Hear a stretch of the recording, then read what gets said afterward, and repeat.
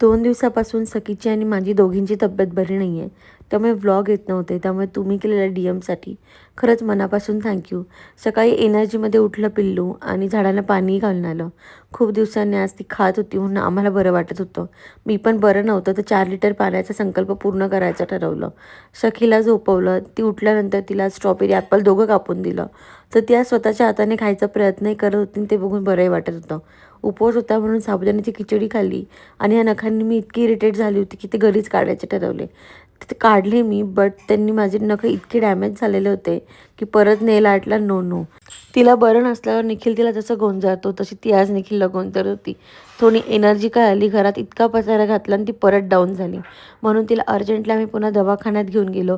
तिथे गेल्यानंतर पुन्हा आमच्यात पॉवर आली आणि आम्ही खेळायला लागलो. तिला दाखवलं, डॉक्टरने तिला डायरिया झाला आहे असं सांगितलं आणि काळजी घ्यायला लावली. घरी आलो. आज उपवास होता म्हणून बाहेरूनच मोदक आणले.